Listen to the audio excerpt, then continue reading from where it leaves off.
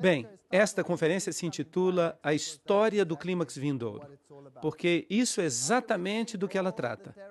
Depois de termos visto todas as coisas terríveis que estão sucedendo nesta terra, e como se levantam dois grupos, e como finalmente esses dois grupos vão se chocar. E é tão óbvio que um grupo está na grande maioria, mas eles não têm absolutamente nenhuma possibilidade de obter êxito. Portanto, o que nos resta fazer é ter fé. Lembram-se de Apocalipse 18, 1 a 4? Depois disto, vi outro anjo descer do céu com grande poder, e a terra foi iluminada com sua glória. E clamou com potente voz, dizendo: Caiu, caiu a grande Babilônia, e se tornou habitação de demônios, e guarida de todo espírito imundo, e moradia de toda ave imunda e aborrecível. Porque todas as nações beberam do vinho do furor da sua fornicação, e os reis da terra fornicaram com ela, e os mercadores da terra se enriqueceram da potência de seus deleites. E ouvi outra voz do céu que dizia: Saí dela, povo meu, para que não sejais participantes de seus pecados, nem recebais uma porção de suas pragas. Assim que, bem pouco antes do fim dos eventos deste planeta, há uma chamada para que saiam de todo o sistema babilônico, do qual nós falamos nestas conferências.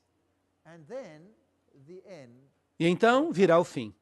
Isaías 24, 5 diz: E a terra se contaminou com seus moradores, porque transgrediram as leis, falsificaram o direito, quebrantaram o pacto eterno.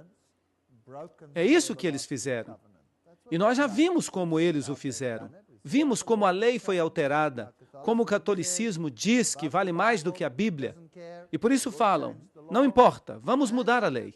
E vimos que virá o choque entre os que guardam os mandamentos e os que não os guardam. Estes foram os capítulos que nós estávamos vendo até agora, nestas conferências. Mas vamos tratar dos últimos capítulos do Apocalipse. Mas esses capítulos se apoiam em muitos outros textos da Bíblia, a fim de que mostremos um panorama completo. O que é injusto, continue injusto. E o que é imundo, continue imundo. E o que é justo, pratique a justiça ainda. E o que é santo, santifique-se ainda.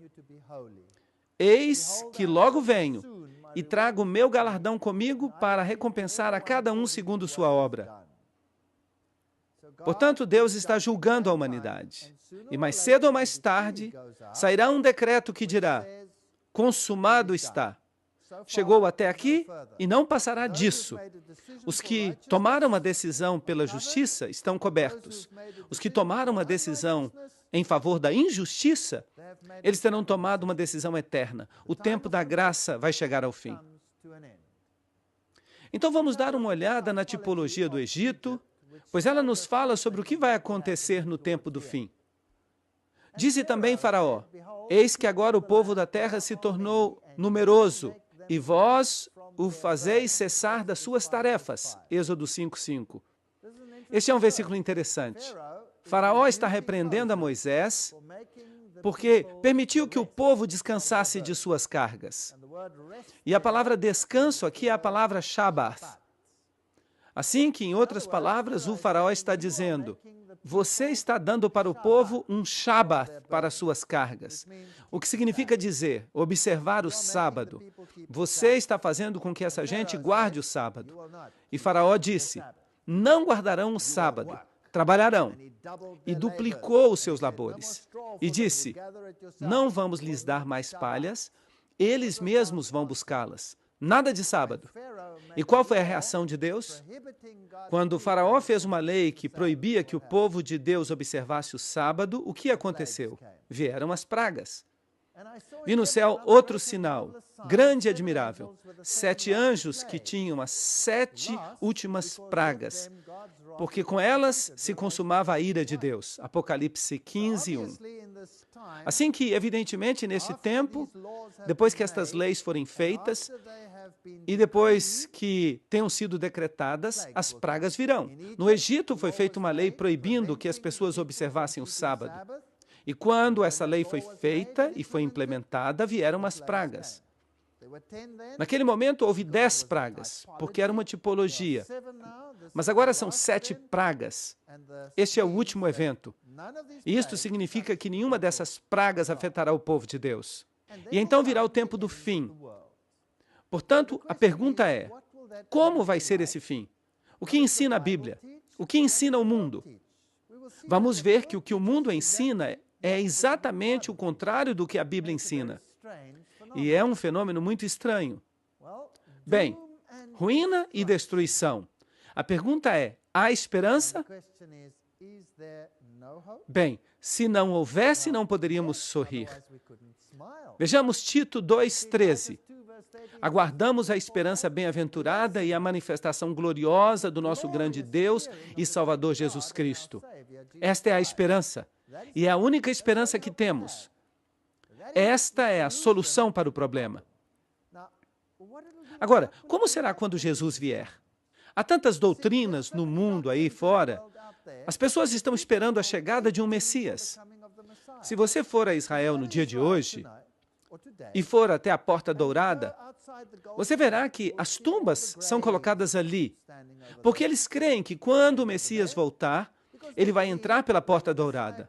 A porta vai abrir, os mortos ressuscitarão e eles serão os primeiros naquela cidade. E é claro, esta Porta Dourada conduz até a mesquita, onde supostamente Maomé subiu ao céu, a cúpula da rocha. Bem, os judeus esperam o Messias e todo mundo está falando de um milênio de paz. Você já ouviu falar desse milênio de paz? Não há um movimento religioso sequer que não pregue sobre isso, exceto um. Somente um. Então, o que vai suceder quando Jesus voltar? Lembrem-se que a Bíblia fala de 4 vindas de Cristo. A primeira é como bebê, a primeira vinda. Ele vem como criança. A virgem dará à luz um filho, Isaías 7,14. Na segunda, ele vem ao ancião de dias, Daniel 7,13 diz: E vi que com as nuvens do céu vinha um semelhante ao Filho do Homem, que vinha até o ancião de dias. E Daniel vê esta grande cena no céu, enquanto que o chifre pequeno, o catolicismo, está realizando seus planos aqui na terra. Assim que Jesus não está vindo a esta terra neste momento. Trata-se de uma mudança de atividade no céu. Jesus recebe o poder, a honra e a glória. E o tempo da graça chega ao fim. Depois disso, temos a vinda em glória, que chamamos de segunda vinda de Cristo. E depois disso, uma vinda final para restaurar a terra e estabelecer o reino. Então, há 4 vindas na Bíblia, e nós precisamos distingui-las cuidadosamente. Os judeus ignoraram totalmente a primeira, porque eles esperavam a vinda final. Eles ignoraram esta vinda. E ignorarão a vinda final. Estavam somente esperando o estabelecimento do reino. Mas é necessário que consideremos cada vinda cuidadosamente e entendamos qual é qual na Bíblia. Não é uma coisa fácil. Não basta ler e dizer, bem, tudo fala acerca da restauração, é isto que vai acontecer.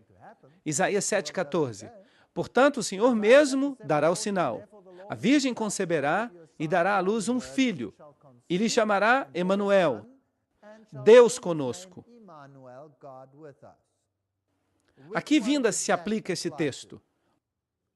Obviamente, à primeira vinda, quando ele veio como bebê, mas essa vinda foi ignorada. Eis que a virgem conceberá e dará à luz um filho, e será chamado Emanuel, que traduzido significa Deus conosco, Mateus 1,23. Assim que na primeira vinda, Jesus pagou o preço do pecado. Mas ele erradicou o pecado? Não. Não que eu saiba. Vocês leem os jornais? Vocês assistem à TV? Não, ele não veio desfazer o pecado, ele veio pagar o preço. Mas ele foi ferido por nossas iniquidades, moído pelos nossos pecados. O castigo da nossa paz estava sobre ele, e por sua pisadura fomos curados. Isaías 53:5. Será que os judeus reconheceram a este texto, sim ou não? Não. Eles o passaram por alto. Por quê? Porque tinham uma expectativa que queriam cumprir. Não queriam aceitar a interpretação bíblica. Agora, por que ele voltará? João 14. Na casa de meu pai há muitas moradas. Nós deveríamos conseguir recitar isto de memória. Mas se assim não fosse, eu vos teria dito, pois vou preparar-vos lugar. E se eu for e vos preparar lugar, virei outra vez e os levarei para mim mesmo, para que onde eu estou estejais vós também. Esta é uma imagem muito bonita de Deus. Esta imagem me encanta. Ele é tão carinhoso e quer que estejamos onde Ele está. Eis a razão por que Ele voltará. Ele vem fazer o quê? Ele vem para que possamos estar onde Ele está também. E eu os tomarei e os levarei para mim mesmo, diz o texto, de maneira que Ele vai nos receber para si. E nós precisamos saber como Ele vai voltar, porque a Bíblia diz, tenham cuidado, porque se levantarão falsos cristos no mundo. A Bíblia não diz isso? Então pergunto, como Ele vai voltar? Bem, esses são os critérios bíblicos. A segunda vinda será universalmente visível. Universalmente visível. Será que os mormons ensinam isto? Não. Eis que vem com as nuvens e todo olho verá. Apocalipse 1:7. Isso significa que não haverá ninguém que não se dê conta de que ele veio. Bem, como esse texto se encaixa no arrebatamento secreto? Há um problema aqui, não é verdade? Não se pode ter um arrebatamento secreto quando todo o olho verá. Não há nada secreto, todo o olho verá.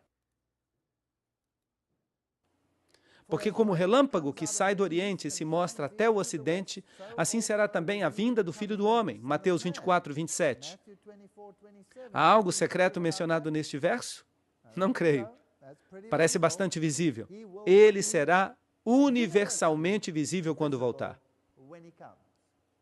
Agora, a Bíblia fala que ele voltará com as nuvens. O que significa isto? Será que significa que ele vai voltar num dia de chuva? Aquele que faz das nuvens a sua carroça. Aquele que anda sobre as asas do vento. Salmo 104:3.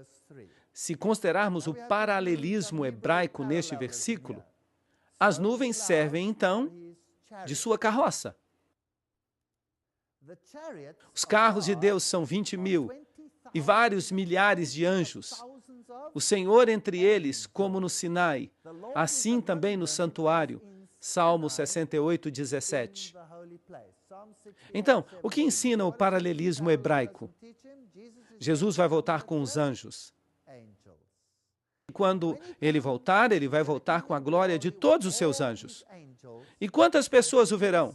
Todo olho verá.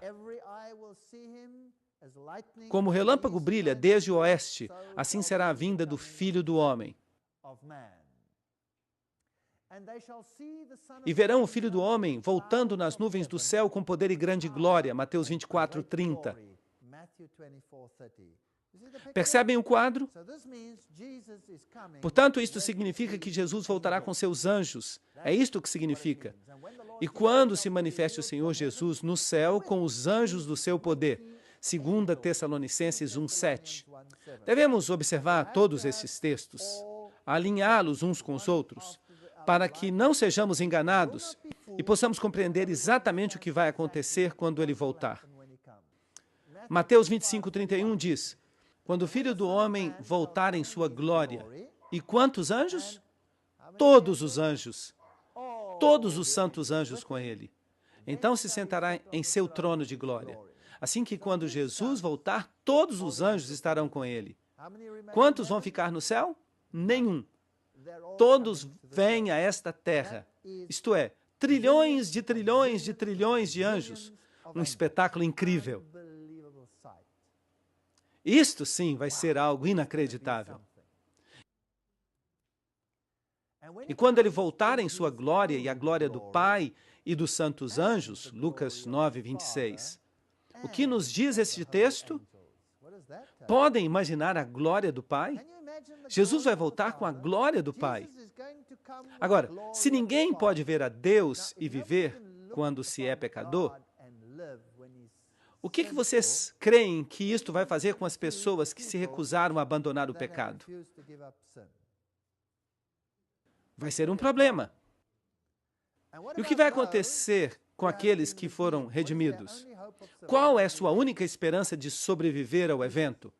Jesus, de ser cobertos com sua justiça. Esta é a única esperança que há. Assim que ele vai voltar com a glória plena da divindade e todos os anjos com ele. O número destes era milhares de milhares e milhões de milhões, Apocalipse 5:11. Vai ser um evento espetacular quando Jesus voltar. E Atos 1:11 diz, varões galileus, por que olhais para o céu? Este mesmo Jesus que foi tomado dentre vós ao céu, virá como vós o viste subir ao céu. Então, como foi levado para o céu? Também com anjos o viram subir. E este mesmo Jesus vai regressar. Não vai ser um fantasma. Ele mesmo disse, vem, coloca aqui o teu dedo, coloca a tua mão, coloca do meu lado e vê que eu sou real. Este é um Jesus verdadeiro que vai voltar, de maneira que será universalmente visível. A segunda vinda também será audível. 1 Tessalonicenses 4,16 diz, porque o Senhor mesmo, com voz de comando, com voz de arcanjo e com trombeta de Deus descerá do céu. Todos vão ouvir. Até quem estiver surdo vai ouvir. Se houver alguém entre vocês com problema de audição, você também vai ouvir. Até mesmo os mortos vão ouvi-lo. Até mesmo os que tiveram o ouvido decepado vão ouvi-lo. A segunda vinda será audível, e enviará seus anjos com grande voz de trombeta, e juntarão os seus escolhidos dos quatro ventos, de um extremo do céu até o outro. Mateus 24:31. Mas quem vai reunir o povo de Deus? Será que há algo secreto e silencioso nisto? Não. Vai ser um evento espetacular e todos os escolhidos serão reunidos desde os diversos rincões da terra. E há aqui um critério muito importante. Ele não vai pisar na terra. Ele não vai pisar na terra. Os mortos em Cristo ressuscitarão primeiro, de maneira que há uma ressurreição dos mortos. É uma ressurreição daqueles que estão em Cristo. Eles vão ressuscitar. Depois disso, nós, os que estamos vivos, isto é, aqueles que estão vivos e que estão em Cristo naquele momento. Nós, os que estamos vivos, seremos arrebatados juntamente com eles. Os mortos que estão em Cristo e os vivos que estão em Cristo, seremos arrebatados juntamente com eles nas nuvens. O que significa isto? Que os anjos reuniram a todos. E o que os anjos vão fazer com eles? Vão levá-los para receber o Senhor no ar. Bem, este é um arrebatamento, mas não é um arrebatamento secreto. É um arrebatamento muito claro. E assim estaremos sempre com o Senhor. 1 Tessalonicenses 4:16-17. Temos que ler esses versículos cuidadosamente, de maneira que quando Jesus regresse, todo olho verá. Ele não tocará o solo, enviará seus anjos para reunir os escolhidos. A voz de Deus ressuscitará os justos em Cristo, somente eles. E são todos então reunidos. E os anjos os recolhem, e nós os encontramos com o Senhor nos ares. Ele não toca na terra. De maneira que quando vocês ouvirem que Jesus está aqui ou ali, ou num aposento, o que disse Jesus? Não vão. Não se incomodem. Não sou eu. Mateus 24:26-27. E assim que se lhes disserem, olhem, ele está no deserto, não saiam. E se disserem, vejam nos aposentos, não creiam. É muito simples não crer se conhecemos a verdade, certo? Pois como o relâmpago sai do Oriente e se mostra até o Ocidente, assim será também a vinda do Filho do Homem. Mateus 24:26-27. É muito simples. A Bíblia não faz rodeios. Ninguém deve se enganar sobre este assunto. Agora, aqui tem outro assunto difícil. O que vai acontecer na segunda vinda? O que é que o mundo ensina? Que todas as pessoas se converterão? Que tudo vai ser muito bom? Mas a Bíblia não fala nada disso nesta hora. A ressurreição dos justos é uma das coisas que ocorre quando Jesus voltar. Porque o Senhor mesmo, com voz de comando, com voz de arcanjo e com trombeta de Deus, descerá do céu e os mortos em Cristo ressuscitarão primeiro. 1 Tessalonicenses 4:16. Os mortos ressuscitam. Os mortos que estão em Cristo ressuscitam. Apocalipse 25:6 nos diz acerca dos outros. Mas os mortos não voltarão a viver até que se cumpram 1000 anos. De maneira que, quando ressuscita o resto dos mortos, obviamente 1000 anos depois. É isto que o texto afirma. Ok. Então, há duas ressurreições. A primeira ressurreição é a ressurreição dos justos, e a outra será a ressurreição dos ímpios. Mas quanto tempo passa entre as duas? 1000 anos. Será que é isto que o mundo ensina? Não. Bem-aventurado e santo que tem parte na primeira ressurreição. Isto faz sentido. Se é para a gente morrer, em que ressurreição você gostaria de estar? Obviamente na primeira. A segunda pode ser um pouco problemática. De maneira que queremos estar na primeira ressurreição. Apocalipse 25:6. Quem é que participa da primeira ressurreição? Os que estão em Cristo. E os justos vivos, o que vai acontecer com eles? Obviamente, eles estão vivos e não precisarão da ressurreição dos mortos. Eles estão esperando a volta de Cristo. E nós podíamos fazer parte deste grupo. Sabiam disto? O que vai acontecer com eles? Em 1 Coríntios 15:52-53 está escrito: em um momento, em um abrir e fechar de olhos, ao som da trombeta, este é o mesmo momento em que Jesus vem, porque se tocará a trombeta, e já falamos sobre isto, e os mortos ressuscitarão incorruptíveis, e nós seremos transformados, porque é necessário que o que é corruptível se vista de incorruptibilidade, e o que é mortal se vista de imortalidade. De maneira que há uma mudança. Tudo que é mortal desaparece. E se você tem dentadura, tenha cuidado com quem estiver por perto, porque a dentadura desaparecerá e você terá dentes novos. Tudo será mudado e ninguém nunca mais morrerá. Será fantástico. Filipenses 3:20-21. Nossa cidadania está nos céus, de onde também esperamos o Salvador, o Senhor Jesus Cristo, o qual transformará este nosso corpo de humilhação, em caso você pensar que você é muito bonito, para que sejamos semelhantes ao corpo de sua glória. Incrível, isto é assombroso. Deus vai nos dar um corpo. Deus vai nos dar um corpo como o seu. Inacreditável. Isto é algo incrível. Mateus 13:49-50. Assim será no final dos tempos. Os anjos sairão e separarão os maus dos justos e os lançarão no fogo eterno. Ali haverá choro e ranger de dentes. O que significa isto? Mateus 13:49-50. A primeira coisa que vemos ali é que há uma separação. E não parece nada bem ficar do lado do mal, certo? Não parece nada bem. Então, o que vai acontecer com os ímpios? Agora, esta é uma doutrina que é muito complicada e que temos que esclarecer. Serão necessárias 2 conferências para esclarecer isso. Mas vamos fazer uma parte disto hoje e vamos ver o que acontece. Os reis da terra, os grandes, os ricos, os capitães, os poderosos, todo servo e todo livre, se esconderão nas cavernas e entre os rochedos dos montes. Portanto, vai haver 2 categorias nesta terra quando Jesus voltar. Um grupo vai dizer: eis aqui o nosso Deus a quem esperávamos. Os anjos vão recolhê-los. E o que vão fazer? Vão arrebatá-los, eles vão se encontrar com o Senhor nos ares. Mas e os outros? O que acontecerá com eles? Salve-se quem puder. Fujam para salvar a sua vida. Procurem esconder-se onde possam. E quem são eles?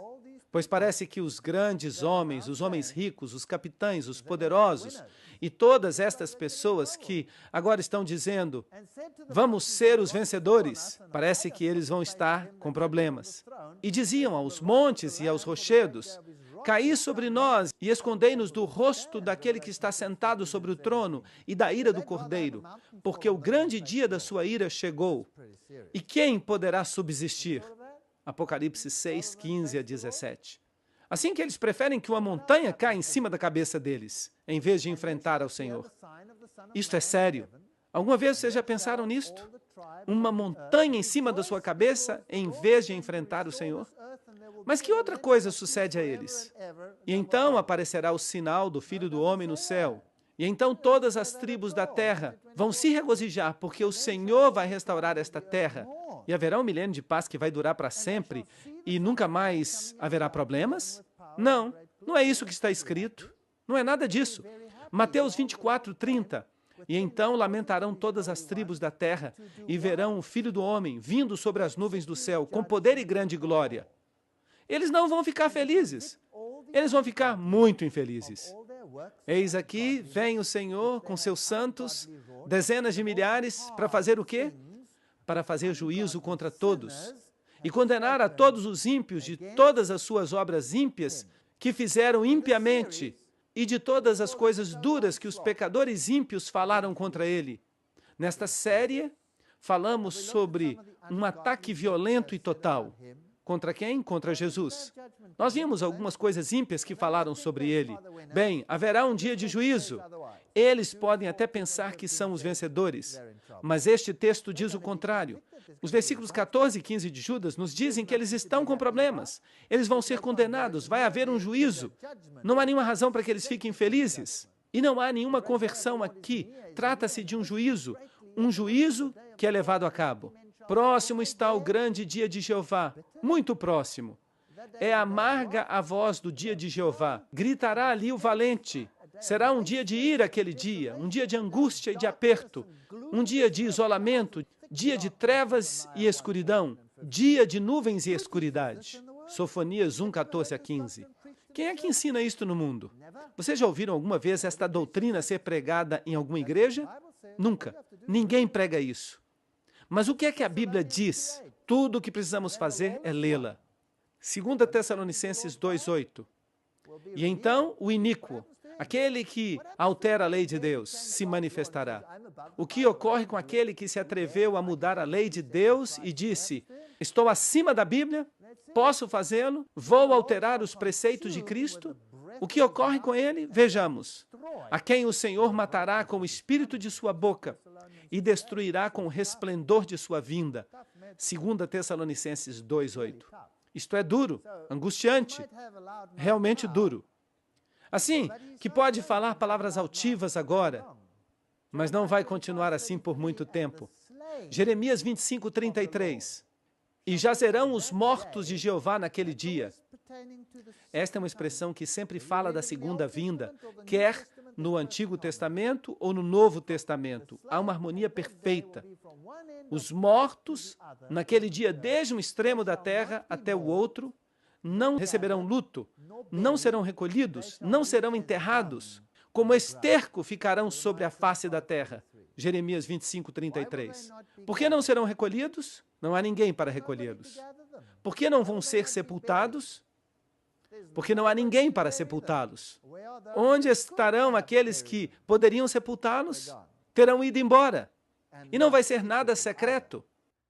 Percebam que eu só estou lendo a Bíblia. Tudo o que estou falando é bíblico. Vou consumir totalmente todas as coisas da terra, diz Jeová. Consumirei tanto o homem quanto o animal.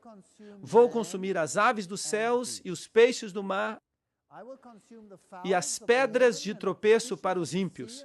E cortarei o homem da face da terra, diz Jeová. Será que os animais pecaram?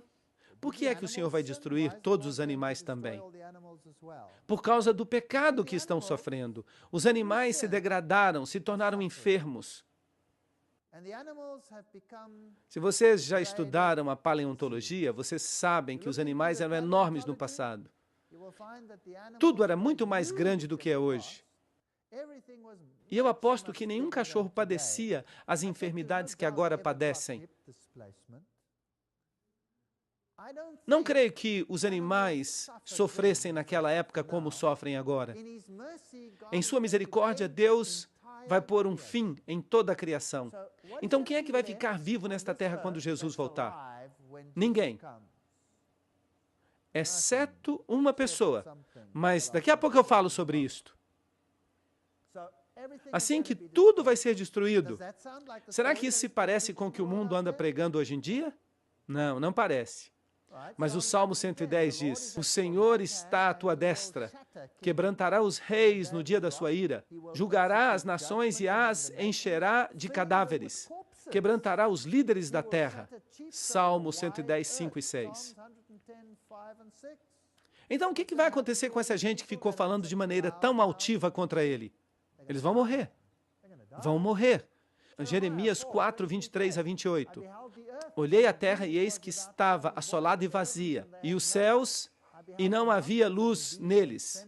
Olhei para os montes, e eis que se abalavam, e todas as colinas foram destruídas. Olhei e não havia homem, e todas as aves do céu se foram. Há harmonia entre os profetas ou não? Claro que há. Olhei e eis que o campo fértil se tornou em deserto. E quantas cidades? Todas as suas cidades foram assoladas diante de Jeová, diante do ardor de sua ira. Porque assim disse Jeová: toda a terra será assolada, mas não a destruirei completamente. Por isso ficará de luto a terra, e os céus em cima escurecerão. Porque eu falei, eu pensei, e não me arrependi, nem desistirei disso. Portanto, embora aqui tudo esteja morto, ainda não é o fim. Ainda há outras coisas pela frente. Muitas coisas interessantes vão ocorrer. E temos que esclarecer isso, de maneira que este arrebatamento não será secreto. Mateus 24, 38 a 42. Porque como nos dias antes do dilúvio estavam comendo e bebendo, casando-se e dando-se em casamento, até o dia em que Noé entrou na arca, e não entenderam, até que veio o dilúvio e os levou a todos. Assim será também na vinda do Filho do Homem. Serão todos levados, como vimos. Então estarão dois no campo, um será tomado e o outro será deixado. Duas mulheres estarão moendo no moinho, uma será tomada e a outra será deixada. Vigiai, pois, porque não sabeis em que hora virá o vosso Senhor. É este o texto que eles usam para falar do arrebatamento secreto. Será que o texto diz que um será tomado secretamente e o outro será deixado? Será que fala isso? Não. Tudo o que diz é que um será tomado e o outro será deixado. Em outras palavras, o que acontecerá com o justo? Anjos o recolherão e o levarão para onde? Para se encontrar com o Senhor nos ares. E o ímpio? O que acontece com ele? Ele fica aqui e será morto. É só isso. Não há um arrebatamento secreto aqui. Será que existe alguma falta de harmonia entre isto e o que lemos? Não. Os dispensacionalistas afirmam que o anticristo se levantará depois do arrebatamento secreto. Mas a Bíblia claramente ensina que este poder vai surgir da igreja e não depois da igreja. 1 João 2, 18 e 19. Filhinhos, esta é a última hora. E conforme ouvistes que o anticristo vem, assim, agora, surgiram muitos anticristos. Por isto sabemos que este é o tempo do fim. Saíram dentre nós, mas não eram de nós. Porque se tivessem sido de nós, teriam permanecido conosco. Mas saíram para que se manifestasse que nem todos pertencem a nós. Portanto, se o dispensacionalismo ensina que o anticristo virá no futuro e que não virá de dentre os cristãos, mas de outra sociedade que vai perseguir os judeus, é isto que afirmam, isto não é bíblico, não é bíblico. Em todo caso, o anticristo não vem no futuro. Ele surgiu, como já vimos, desde a época romana. Ele sai da quarta besta, ele sai de Roma. De maneira que o dispensacionalismo não pode estar correto, porque não é bíblico. Mas vocês sabiam que praticamente todos os pentecostais e todos os batistas ensinam isto? Mas não é bíblico. Não existe um evangelho da segunda oportunidade. O arrebatamento secreto ensina um evangelho de segunda oportunidade. Ensina que aqueles que estão em pecado receberão outra oportunidade, de maneira que está estabelecido para os homens que morram uma única vez, e depois disso, o juízo. Não existe uma segunda oportunidade, é isto que diz Hebreus 9, 27. É agora ou nunca. Deixe o homem ímpio o seu caminho e o homem iníquo os seus pensamentos e volte-se para o Senhor. o qual dele terá misericórdia, e para o nosso Deus, o qual é amplo para perdoar. Isaías 55, 7. Não há aqui uma múltipla escolha. O justo e o ímpio se revelam ao mesmo tempo. Deus é justo. Ele dará aflição como castigo aos que nos perseguem e dará alívio aos que sofrem, e a nós também. Isto vai acontecer quando o Senhor Jesus se revelar no céu, com fogo ardente, com seus anjos poderosos. Será que há aqui uma segunda oportunidade? Sim ou não? Será que haverá um arrebatamento secreto? Será que ele é bíblico? Sim ou não? Decidam com base no texto bíblico. Ele está aí, é simples. A Bíblia não pode mentir. Deixai crescer juntamente um com o outro até a colheita. E no tempo da ceifa eu direi aos ceifeiros: recolhei primeiro o joio e atai-o em feixos para ser queimado. Depois recolhei o trigo para levá-lo ao meu armazém. Mateus 13, 30. Será que isso é um arrebatamento secreto com uma segunda oportunidade? Não. Tudo acontece quando o Senhor volta. Assim que praticamente quase todo mundo protestante está ensinando uma doutrina jesuíta, a ideia de Alcácer e Rivera, com o futurismo, o preterismo. As duas doutrinas começadas pelos jesuítas, as duas são ensinadas no mundo protestante. Elas não são bíblicas, são uma mentira flagrante para enganar as pessoas de modo que não obedeçam aos preceitos de Deus. O arrebatamento não é secreto. O povo de Deus, aqueles que lavaram as suas roupas no sangue do Cordeiro, têm que passar pela tribulação. Eles não serão arrebatados antes dela. E eu pergunto, será que os israelitas foram arrebatados quando as pragas caíram sobre eles?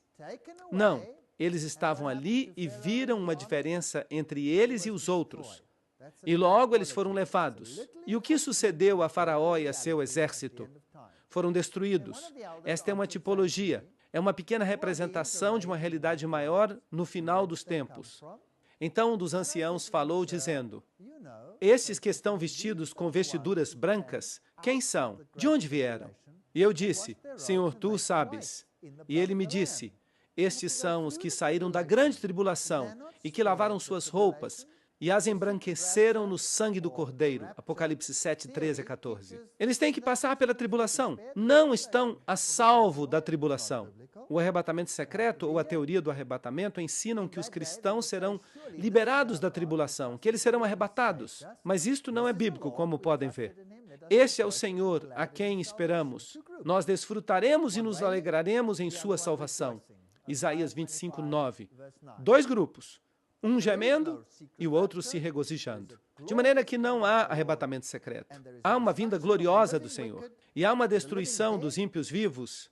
Mas e os vivos que estiverem mortos? Permanecerão mortos. Que, de fato, não é uma maneira estranha de dizer isso, certo? Os mortos que morreram em pecado permanecerão mortos. Por quanto tempo? 1000 anos. E quais são os sinais da sua vinda? Guerra e angústia entre as nações, terremotos. Será como nos dias de Noé, o evangelho será pregado em todo o mundo, haverá tribulação, falsos cristos se levantarão, e haverá sinais no sol, na lua e nas estrelas. Nós já vimos muitos desses sinais nestas conferências e nos nossos temas. Em Mateus 24, 2 a 3, é Jesus quem fala. Vem tudo isto? De certo vos digo, que não ficará pedra sobre pedra que não seja derribada. Isso era uma tipologia do que ia acontecer na terra. Deus vai fazer uma destruição completa. E estando ele sentado no Monte das Oliveiras, os discípulos se aproximaram, dizendo: diz-nos, quando serão estas coisas? Que sinal haverá da tua vinda e do final dos séculos? Mateus 24. De que maneira estava o templo? Esta é uma réplica do templo. Quando foi destruído por Tito, começaram a queimá-lo e se supunha que ele deveria ser preservado. Mas dispararam flechas de fogo e ele queimou como palha. O ouro derreteu, escorreu para baixo, entre as pedras, e depois que os incêndios terminaram, os soldados rasparam cada uma das pedras para recolher os metais fundidos. Aqui está o menorá, um emblema dele no arco de Tito, quando os escravos o estavam levando de volta a Roma. Próximo está o grande dia do Senhor. Próximo, às portas. É amarga a voz do dia do Senhor. Gritará ali o valente. Dia de ira será aquele dia. Dia de angústia e de aperto. Dia de alvoroço e isolamento. Dia de trevas e obscuridade. Dia de nuvens e escuridão. Não vai ser um dia agradável. Então haverá sinais no sol, na lua e nas estrelas, e na terra angústia das gentes, confusas por causa do bramido do mar e das ondas. E os homens desmaiarão de terror. Não será um momento alegre. Lucas 21, 25 a 26. Mateus 24, 7. E se levantará nação contra nação e reino contra reino. Este é um texto interessante. E haverá pestes e fomes e terremotos em vários lugares. Nação contra nação, reino contra reino. A palavra nação no original é a palavra etnos. Conseguem ver? Grupo étnico contra grupo étnico. E depois reino contra reino. Isso fala de nações com fronteiras definidas. Sim, haverá guerras entre as nações, mas dentro das nações haverá etnos contra etnos, ou seja, etnias contra etnias. Aqui, os Tutsis e os Hutus, e terríveis conflagrações, e o ódio que vai sendo construído entre as raças e entre as culturas e todas essas coisas. Tudo isso vai ocorrer nos últimos dias. Em Cristo temos que nos elevar acima destas coisas. Não há negro, não há branco, não há amarelo, não há nação, não há nada. Somos todos irmãos e irmãs em Cristo. Mas só em Cristo isto pode funcionar. Não pode funcionar entre os seguidores de Lúcifer. E, inclusive, Edgar Hoover, que disse, leia, ore e chore, enquanto você considerar a terrível situação espiritual da América. Vosso ouro e vossa prata estão mofados, e o seu mofo testemunhará contra vós, e devorará completamente a vossa carne como fogo. Haveis acumulado tesouros para os dias vindouros. Assim que haverá calamidades econômicas. Eis aqui clama o salário dos obreiros que ceifaram vossas terras, que por causa de dolo não foi pago por vós. E os clamores dos ceifeiros chegaram até os ouvidos do Senhor dos Exércitos. Calamidades econômicas, problemas com o trabalho, empregos numa era de insegurança, falsos cristos, falsos profetas, grandes sinais, maravilhas. Nós já fizemos conferências completas sobre tudo isso. As aparições do Maitreya, as visões marianas, tudo isso. Todas as grandes religiões propõem a ideia de uma revelação futura que será feita por um mestre futuro. Alô? A Bíblia não propõe esta ideia. Somente estas grandes religiões, mas elas todas estão ensinando algo contrário à Bíblia. Os cristãos esperam pelo regresso de Cristo. Os budistas buscam a chegada de outro Buda, o Senhor Maitreya. Enquanto que os muçulmanos esperam o Imam Mahdi, os hindus uma reencarnação de Krishna e os judeus o Messias. Todos vão ter uma grande surpresa, porque nada disso vai acontecer. Mas quando o Senhor vier, eles vão saber. Considera isto, que nos últimos dias haverá tempos perigosos, haverá homens amantes de si mesmos, avarentos, presunçosos, soberbos, blasfemos, desobedientes aos pais, ingratos, ímpios, sem afeto natural, desleais, caluniadores, intemperantes. A lista é simplesmente interminável. Cruéis, enfatuados, amantes dos prazeres, terão aparência de piedade, mas negarão a sua eficácia. Em vez de paz universal, haverá armas universais. E muitos se ofenderão e vão trair uns aos outros. E haverá ódio entre eles. Mateus 24, 10. Isto é o pior de tudo. Sabem que este evangelho vai causar divisão? Conseguem perceber isso? Será tão divisivo que algumas pessoas vão se defender e vão ser traídas e acabarão na prisão. A polícia vai ficar fora de controle. Você acha que você vai estar seguro quando estiver na prisão? Eu não creio. Se Deus não estiver com você, você não será salvo. Você se lembra daquele massacre no Japão, quando mataram várias pessoas com gás? A terra vai ficar amarrotada como uma vestidura. Haverá calamidades econômicas, haverá calamidades ecológicas, dilúvios, furacões, tormentas, grandes catástrofes. E será que no meio desta tormenta você vai encontrar o amor de Jesus? Como gemem os animais? O gado está perplexo, porque não tem pasto. Sim, os rebanhos de ovelhas estão desolados. Ó Senhor, a ti clamarei, porque o fogo devorou os pastos do deserto. Grandes incêndios. Na terra não haverá leite ou mel. Isto aqui aconteceu na Austrália, no último episódio do El Niño. Aqui estão os incêndios da Califórnia e os problemas com a AIDS. Que ninguém se engane a si mesmo. Estamos sendo arrastados para uma catástrofe, disse Walter Lippmann. Alguns sinais adicionais: aumento do conhecimento, aumento da atividade demoníaca, desvio da fé, calamidades econômicas, aumento dos falsos ensinos, aumento no tráfego e na velocidade, desobediência, anarquia. Mas tu, Daniel, sela as palavras e fecha o livro até o tempo do fim. E em breve, o saber se multiplicará. A palavra de Deus ficará clara. Também haverá conhecimento literal, que incrementará. E isso vai contribuir para a difusão do Evangelho. E haverá muitos espíritos imundos e rãs, e todos estes animais e falsos profetas, e todas estas coisas estranhas quando o Senhor voltar. São espíritos de demônios que operam milagres. E eu gosto da passagem de Naum 2:4. Os carros se precipitarão às ruas, e o seu aspecto será como tochas acesas. Correrão como relâmpago. Será que Naum estava falando dos carros antigos? Não creio. Me parece que ele viu um carro como este, tráfego rápido. Tende paciência até a vinda do Senhor. Tende também paciência. Confirmai o vosso coração, porque a vinda do Senhor está próxima. São Tiago 5:7-8. Quando estas coisas começarem a suceder, levantai-vos e erguei a vossa cabeça, porque a vossa redenção se aproxima. Lucas 21:28. O Senhor virá em breve, e nós veremos isto em mais detalhe na próxima parte.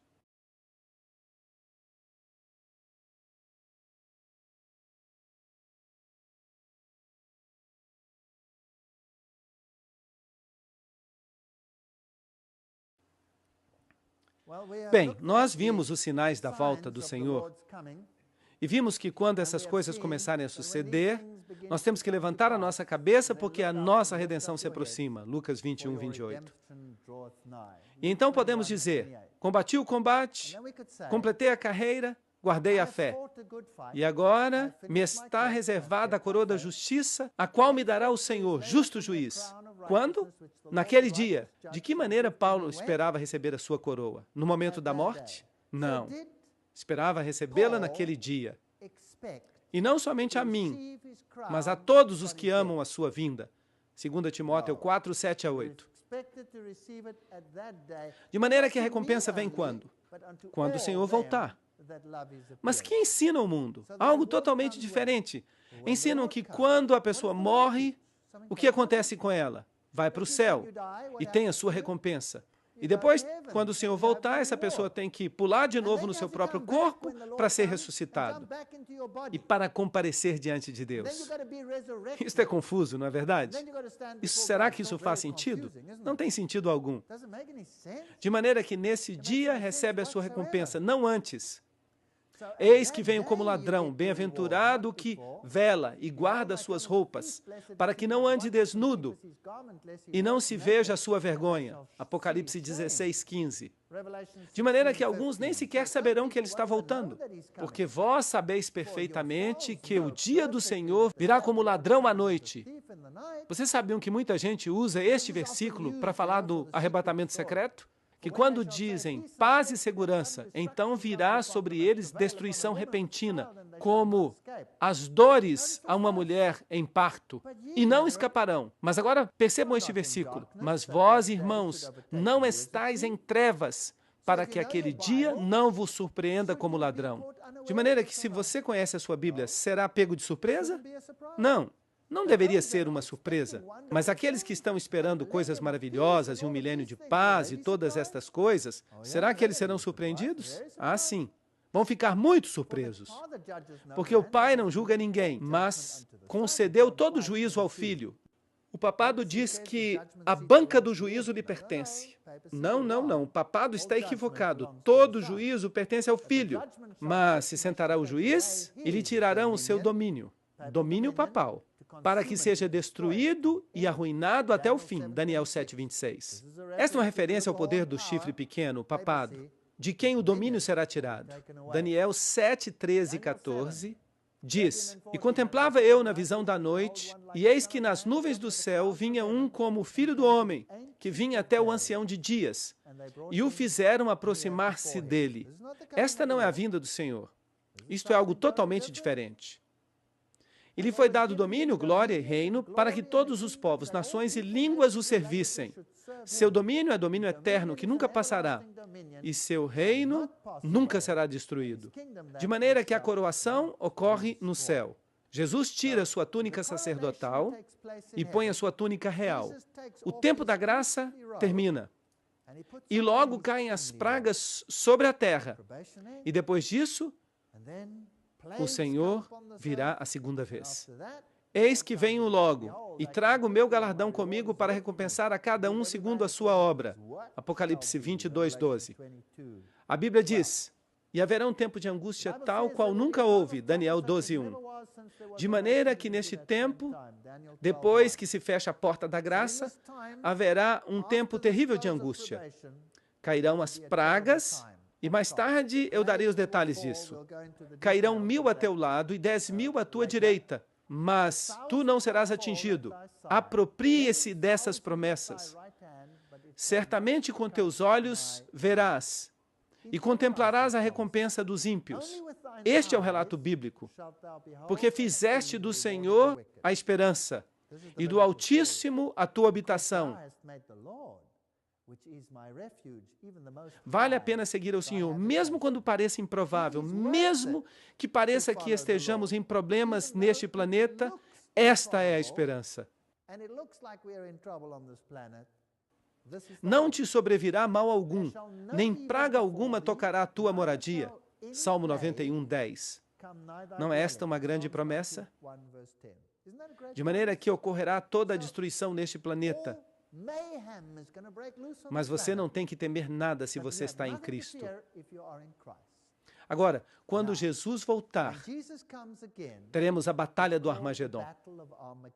O que o mundo fala acerca da batalha do Armagedon? Eles dizem que vai haver uma guerra no Oriente Médio.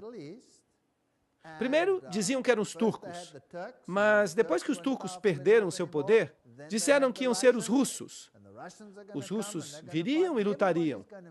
E então todos se reuniriam neste vale, Armagedon, o vale de Meguido. E ali haveria uma grande guerra. E logo o reino se construiria na terra. Mas eu pergunto, será que isso está em harmonia com o que acabamos de ler? Nós lemos que quando o Senhor voltar, o que vai ocorrer com todas as cidades da terra? Serão aplainadas, é isto que a Bíblia diz. Toda cidade é aplainada. Será que isso também se aplicará a Jerusalém terrestre? Obviamente que sim. A Jerusalém terrestre vai deixar de existir. Qual era a bendita esperança de Abraão? Ele aguardava uma Jerusalém terrestre ou uma celestial? Ele aguardava uma Jerusalém celestial. A propósito, quem está construindo esta cidade? Vou preparar-vos lugar, nos disse Jesus. Então, o que é esta batalha do Armagedon? Os reis da terra em todo o mundo são reunidos no lugar que em hebraico se chama Armagedon, Apocalipse 16, 14 e 16. A palavra grega para lugar é topos. E topos tem tanto um sentido literal quanto metafórico. Assim que este último significa um estado de ânimo. De maneira que uma pessoa pode ter um estado de ânimo que o leve a algo. Portanto, Satanás vai incluir um estado de ânimo nas pessoas do mundo que os vai forçar a buscar a morte daqueles que se recusam a obedecer suas ordens. Será que isso faz sentido? Porque topos significa também um estado de ânimo. Joel o chama de Vale de Jeosafá. Ok. Zacarias declara que as nações se reuniriam em Jerusalém, no sentido em que elas lutariam contra o povo de Deus. Reunirei a todas as nações e as farei descer ao Vale de Josafá. Joel 3, 2. Porque eu reunirei a todas as nações para combater contra Jerusalém. Zacarias 14, 2. Será que a Bíblia está se contradizendo? Não creio. Vejam que o que a Bíblia está fazendo aqui é descrever uma tipologia. O Vale de Josafá é o lugar onde Deus interveio e lutou em favor dos filhos de Deus. E Jerusalém é um tipo do povo de Deus. Deus intervirá e lutará em favor do povo de Deus. E quem vai destruir o ímpio com o resplendor de sua vinda? Jesus. Serão os russos? Não. O Senhor os matará com o resplendor de sua vinda. E não algum poder anticristo que vai ser conquistado em algum lugar do Oriente Médio. O sexto anjo derramou a sua taça sobre o grande rio Eufrates, e a água dele secou, para que estivesse preparado o caminho dos reis do Oriente. Apocalipse 16, 12. Será que eles são os russos ou os turcos? Quem quer que sejam, não está em harmonia com o resto da Bíblia. Agora, aqui está o Vale de Meguido. E ali mais acima, Acabe tinha sua fortaleza. E este foi um dos currais onde se atavam os cavalos, onde eles podiam comer e beber ou fazer o que quisessem. Ali havia cisternas com água, e ali foram travadas grandes guerras. Portanto, este Vale de Meguido é um lugar muito interessante. E quando você está no Vale de Meguido, há um monte que aparece proeminentemente. É o Carmelo. E foi no Carmelo que se tomou a decisão quando Elias disse: escolhei hoje a quem sirvais. Este é o Vale da decisão. Ali, naquela descida. Cheguemos-nos juntos a juízo.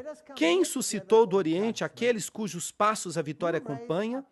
Quem faz que as nações se lhe submetam e que ele domine sobre reis? Ele os entrega à sua espada como pó e ao seu arco como pragana arrebatada pelo vento. Do que Isaías está falando aqui? Quem é este rei do Oriente? É o Messias. É Jesus. Sim, é o Messias. Estamos absolutamente seguros disso? Vamos confirmar. Está aqui em Ezequiel 43, 1 a 2. E me levou logo à porta, a porta que dá para o Oriente. E aqui, a glória do Deus de Israel, que vinha do Oriente. Com quem vem? Vem com todos os seus anjos e vem com a glória do Pai, assim como também com sua glória. E o ruído era como o ruído de muitas águas, e a terra resplandecia por causa de sua glória. Quem são estes reis do Oriente que vêm? Jesus e seus anjos. Esta é a única solução em harmonia com a Bíblia que se pode encontrar. Eis que vem o Senhor com suas santas dezenas de milhares para fazer juízo contra todos. Não vai acontecer um Armagedon literal, com todas as nações do mundo reunidas em um vale pequeno. Elas não caberiam ali em primeiro lugar. Mas ele vai condenar a todos os ímpios de todas as suas obras ímpias que haviam feito impiamente e de todas as coisas duras que os pecadores ímpios falaram contra ele. Judas 14, 15. É isto que vai acontecer. Estava vestido com uma roupa manchada de sangue, e seu nome é o Verbo de Deus e exércitos celestiais. Estamos entendendo que tipo de guerra vai ser esta guerra? Vai ser uma guerra celestial, uma intervenção celestial. E os exércitos celestiais o seguiam vestidos de linho finíssimo, branco e limpo. Eles o seguiam em cavalos brancos. De maneira que esta guerra será a intervenção de Deus. Assim que o Armagedon é o monte da decisão aqui nesta terra, é quando Cristo intervém em favor de seu povo. De sua boca sai uma espada aguda para ferir com ela as nações. E ele as regerá com cetro de ferro. E ele pisa o lagar do vinho do furor e da ira do Deus Todo-Poderoso. Destruição da grande cidade. E que cidade é esta? Babilônia. Babilônia espiritual. Todos eles se reúnem na cidade dividida em 3 partes. Então, o que vai acontecer com Babilônia? Quando vê que a sua sorte está lançada, esta aliança entre os poderes do dragão e dos poderes da besta e dos poderes do falso profeta, o que vai acontecer com eles? Tudo vai desmoronar, tudo vai se desintegrar. E as cidades das nações cairão, E a grande Babilônia vem em memória diante de Deus para lhe dar o cálice do vinho do ardor de sua ira. Toda esta aliança, esta confederação de segredos e mentiras, vai ser exposta pelo que ela é de fato e vai desintegrar. Então houve relâmpagos e vozes e trovões e um grande tremor de terra, um terremoto tão grande qual jamais houve desde que os homens têm estado sobre a terra. Apocalipse 16, 18.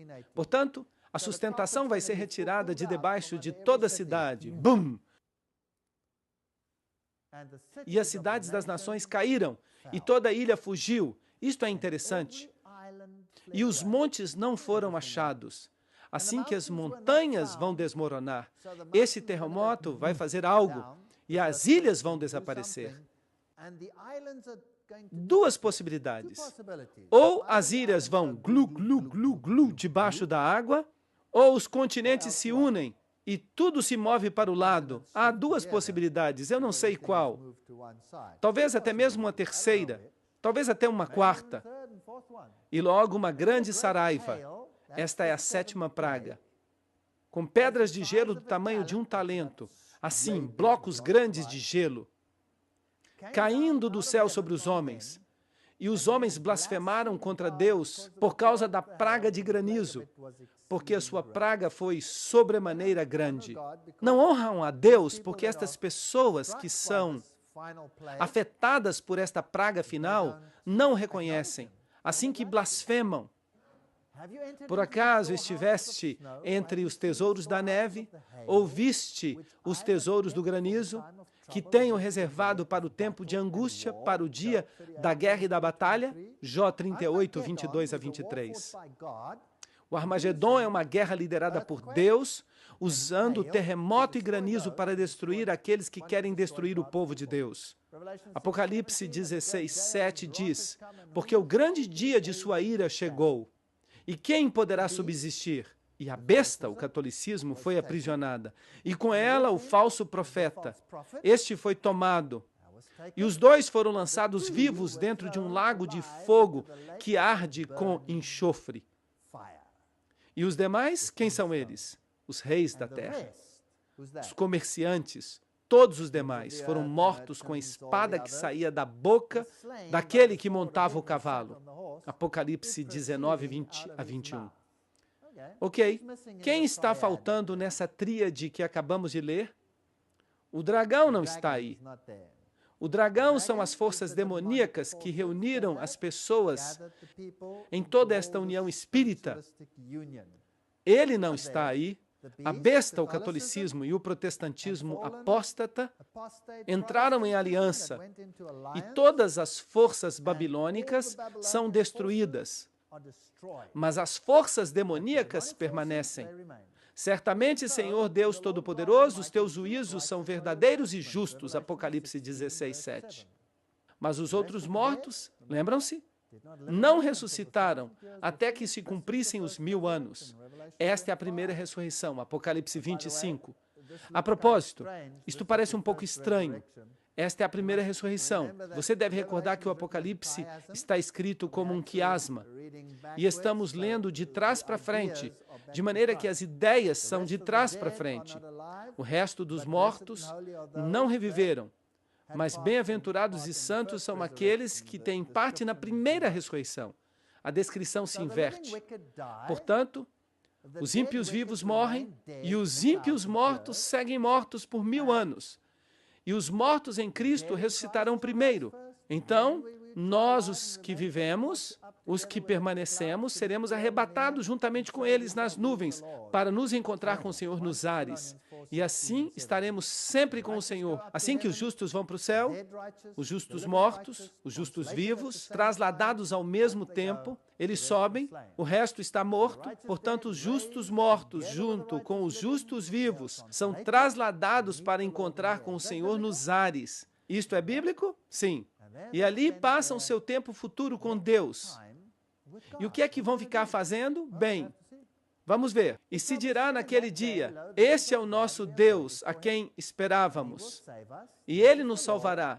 Nós nos regozijaremos e nos alegraremos em sua salvação. Isaías 25, 9. Ou você pertence ao grupo que vai se regozijar, ou pertence ao grupo que chora e se lamenta. 2 Timóteo 1,12. Eu sei em quem eu creio, e estou bem certo de que é poderoso para guardar o meu depósito. Para quê? Para aquele dia. De que dia estão falando sempre? Da vinda de Cristo.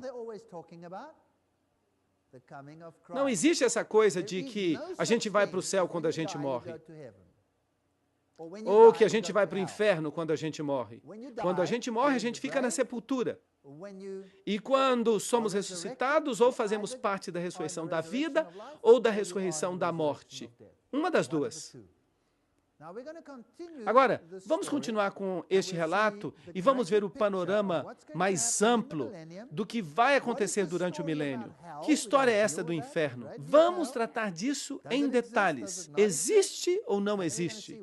E depois disso, vamos ver o que vai acontecer na ressurreição final do reino de Deus.